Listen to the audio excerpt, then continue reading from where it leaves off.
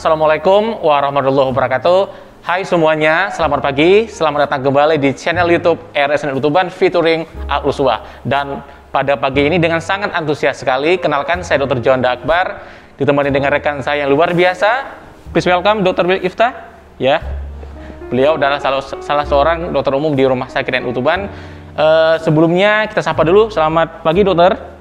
Pagi, Dokter Juanda. Ya, gimana dok? Sehat ya dok ya? Sehat, alhamdulillah. Dokter Juanda gimana dok? Alhamdulillah juga sehat. Ya. Dan pada pagi ini kita akan membahas salah satu topik yang menarik dalam program kita yang luar biasa ya, program pendidikan, edukasi, dan kesehatan. Nah, pada pagi ini kita akan membahas tentang vaksinasi pada saat balita. Dan sebelumnya bagi teman-teman sahabat RSNU di luar sana yang masih belum subscribe, silakan subscribe dulu ya di bawah sini. Jangan lupa cek lonceng, ya pastikan Anda selalu update sama video kami ya, Dokter Iftah, benar ya? Sip. Karena program kami sangat luar biasa ya dok ya.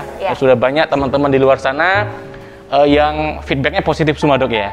Oke, baik langsung saja untuk menghemat waktu, langsung aja dok ya kita bahas tentang vaksinasi dok ya. Karena mungkin sekarang banyak pertanyaan di luar sana khususnya untuk ibu-ibu ya, para ibu-ibu muda, bapak-bapak muda, kaum milenial dok ya, yang masih bingung tentang vaksinasi, khususnya untuk anak-anak kecil seperti itu ya dok ya.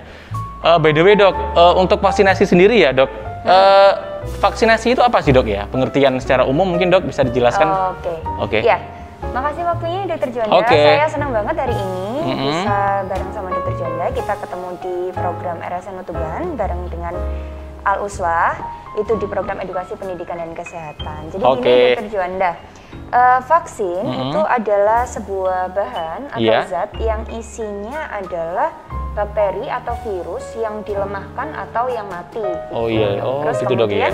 Dia nanti diberikan ke tubuh kita yang fungsinya adalah membangun kekebalan tubuh. Gitu. Jadi kita itu kuat gitu dok untuk melawan penyakit.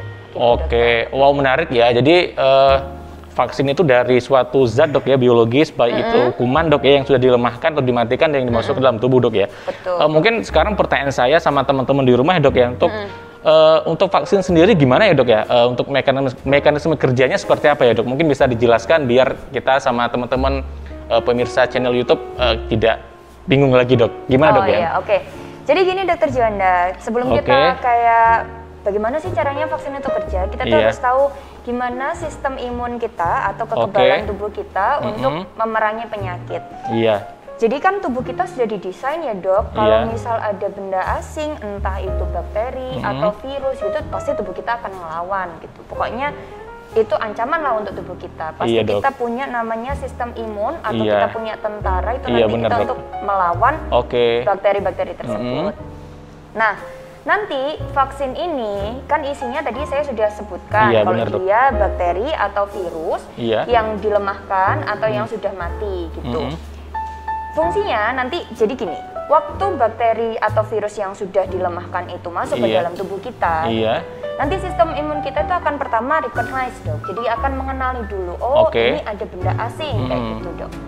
Kemudian sistem imun kita nanti akan ini ada benda asing, tentara kita harus membangun pertahanan nih, bagaimana biar kita itu bisa menang. Akhirnya muncul namanya antibodi gitu dok. Nah selanjutnya itu karena Allah juga udah mendesain tubuh kita itu super canggih, luar biasa ya dok ya. Jadi tubuh kita itu nanti bisa ingat, ini ada bakteri kayak gini, ada virus kayak gini, berarti perlawanannya kayak gini. Gitu ya dok.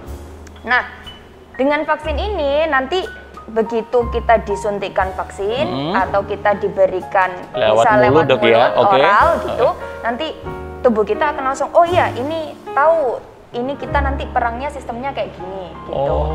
Nah nanti saat penyakitnya itu yang beneran datang gitu, tubuh kita tuh udah kayak siap gitu dok ya. Kayak ini kan yang kemarin tuh kayak gitu. Yang pernah mampir ke tubuh saya gitu ya dok ya. Pernah mampir ke tubuh saya gitu. Nah jadi gini, tapi ini perlu dikasih penjelasan ya Dokter Juanda.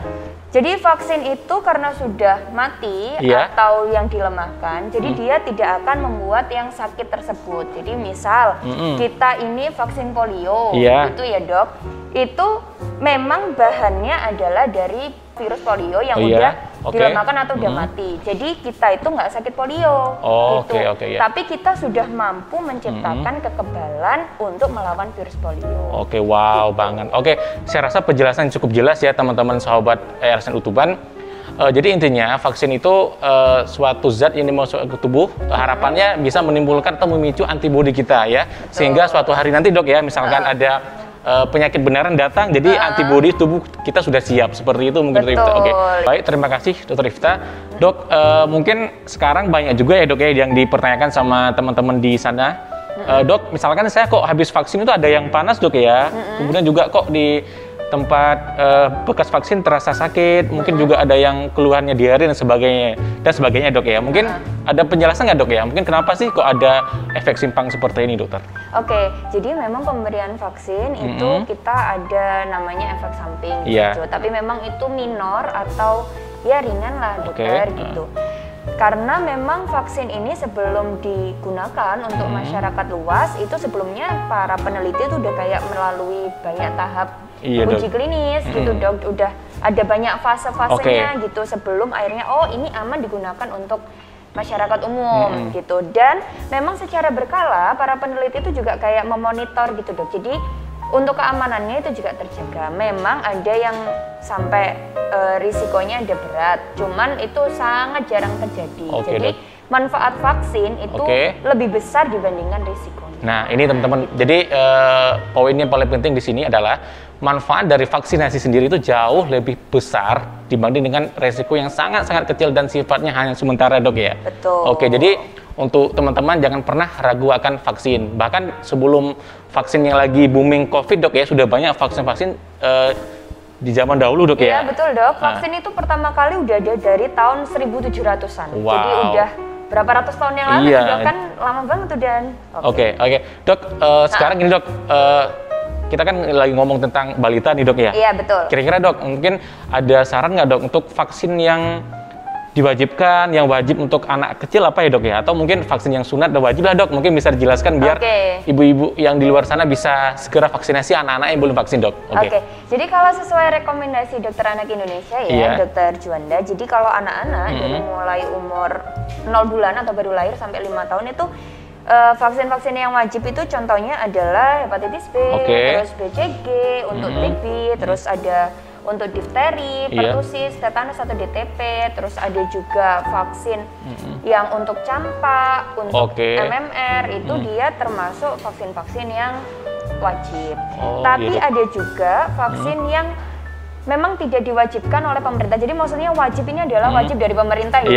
Tapi ini sebenarnya yang disarankan oleh Dokter Anak Indonesia itu mulai dari usia 0 sampai 5 tahun itu secara akumulasi banyak vaksin yang butuh mereka dapatkan selain imunisasi yang wajib. Ada vaksin rotavirus, terus ada vaksin influenza, ada vaksin pneumococcus, ada juga vaksin varicella, vaksin tifoid, vaksin hepatitis A. Dok, jadi teman-teman intinya vaksin itu yang diwajibkan yang disebutkan sama Dokter Ifta tadi ya, dan alhamdulillah kita dari Rumah Sakit NU kita punya klinik vaksinasi yang semua vaksin yang disebutkan Dokter Ifta ready ya dok ya.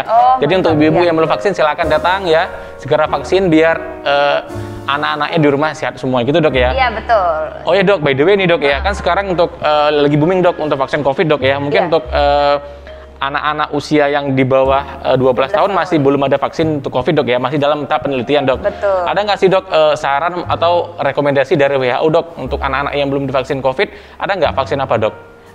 Jadi gini Dokter Juanda, jadi kan kalau misal anak-anak kurang dari 12 tahun, jadi WHO itu dia ada menyarankan untuk vaksin influenza. Ini selama pandemi ya dok ya, yang disarankan dok ya? Sebenarnya bukan hanya pandemi aja gitu, cuman saat pandemi ini masih tetap disarankan karena flu itu dia bisa derajat berat dok, bisa sampai bahaya sampai anaknya meninggal. Nah apalagi kalau dia jalan bersamaan dengan COVID.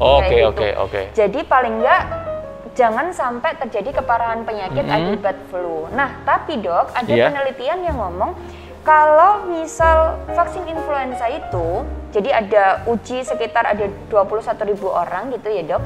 Nah dari sekian ribu itu ternyata ada beberapa ribu yang dia ternyata diperiksa COVID-nya positif dok. Dok. Nah ternyata setelah di breakdown yang hasilnya positif COVID itu lebih banyak orang yang nggak divaksin influenza. Jadi sangat bermanfaat sekali ya dok ya kalau di masa pandemi ini dok. Oke. Seandainya dia dari penelitian tersebut, jadi kalau seandainya dia memang terkena COVID, itu dia untuk MRS atau masuk rumah sakit atau opname itu lebih jarang dibanding orang yang nggak vaksin influenza. Oke dok, oke. Dan menarik, seandainya memang siap. dia masuk atau opname itu lebih sedikit yang menggunakan ventilator atau ICU dok mungkin dok ya. Atau ICU gitu. Terus durasi selama opname orang yang pakai udah dapat vaksin influenza itu lebih pendek dibandingkan orang yang nggak belum. Oke, ibu-ibu di sana mungkin ini pesan yang sangat penting ya, apalagi sekarang sudah masuk ke masa sekolah kembali dok ya. Mungkin untuk anak-anak ibu-ibu, bapak-bapak yang belum divaksin, ayo segera vaksin paling enggak,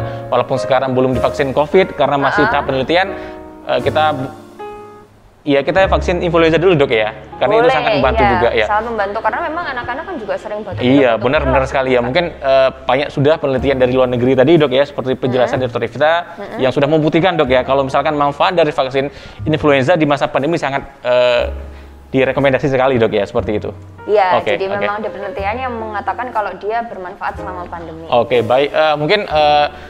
Mungkin sudah cukup jelas ya Sobat RSNU penjelasan dari Dr. Ivita ya dok ya. Mungkin next time mungkin ada kesempatan, silakan teman-teman kalau misalkan punya pertanyaan silakan bisa tanya di lewat sosial media kami ya, bisa di bawah ini ada Instagram kami, bisa lewat Facebook juga bisa. Kami sangat antusias sekali menerima komen. Ntar juga kita bakal aktif ya Ivita ya. Kita bakal menjawab setiap pertanyaan teman-teman netizen di luar sana karena prinsip kami RSNU peduli seperti itu dok ya. Oke ya. Mungkin juga jadi terima kasih banyak Dr. Ivita untuk di sela kesibukannya bisa hadir di tengah-tengah kita. Semoga bermanfaat dok ya. Iya, pokoknya saya nitip ya dok. Jadi kalau untuk anak-anak ayah bunda di rumah, anak-anaknya jangan lupa divaksin, kan itu untuk proteksi anaknya juga. Oke, baik. Thank you banget Dr. Ivita. Jangan lupa dikonsultasikan juga sama dokter spesialis anak kesayangannya. Gitu mantap ya. Ya kami silakan ya, kita dok juga punya vaksin dok ya di sini ya. Ready, silakan datang. Mantap. Baik dok, saya rasa sudah cukup dokter ya. Baik ibu-ibu di luar sana, terima kasih banyak untuk hari yang luar biasa ini. Kami tunggu kehadirannya di momen-momen lainnya karena kami selalu berbagi untuk kalian semua di rumah. Oke, ayo vaksinasi, selamatkan diri sendiri, selamatkan negeri. Dadah.